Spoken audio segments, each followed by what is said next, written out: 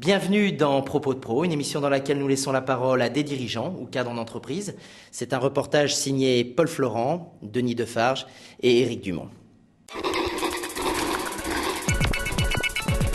Même quand on a une activité établie depuis plus de 130 ans, il faut être capable de se remettre complètement en cause pour s'adapter aux nouveaux comportements des consommateurs et particulièrement quand il s'agit des jeunes. Donc la maison Nathan est une maison qui a été fondée donc par Fernand Nathan en 1881. C'était un tout jeune homme, il avait 21 ans, c'était un visionnaire. Et il a donc créé sa maison l'année de la promulgation des lois Jules Ferry.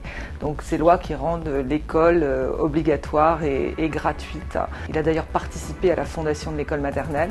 Et puis un peu plus tard, son fils Pierre Nathan a développé tout ce qui concerne l'édition de jeunesse.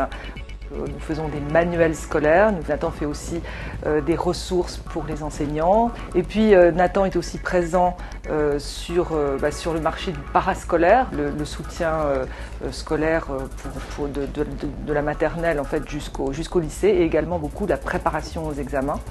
Et puis depuis peu, Nathan s'est lancé dans le supérieur et dans le e-learning, puisque aujourd'hui la formation elle passe aussi par le numérique. En tant qu'éditeur de jeunesse, Nathan cède des droits en fait, sur ses ouvrages à des éditeurs dans le monde entier. Nos livres sont présents aussi beaucoup en Espagne, en Europe du Nord, en Europe de l'Est et un petit peu aussi en Angleterre, enfin dans les pays anglo-saxons.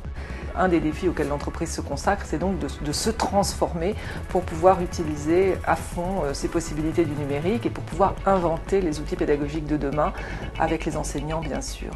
Il faut remettre en question complètement toutes les méthodes de travail, aussi bien sûr les contenus eux-mêmes.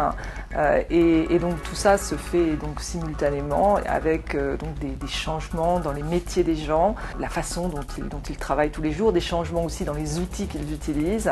Mais c'est aussi ce qui rend nos métiers extrêmement intéressants. Ces outils pédagogiques vont évoluer, vont devenir peut-être plus proches des jeux vidéo. En tout cas, le numérique ouvre à notre métier tout un champ nouveau de réflexion sur la pédagogie, sur la didactique, mais aussi la façon de rendre ces apprentissages peut-être plus motivants pour les élèves, plus intéressants.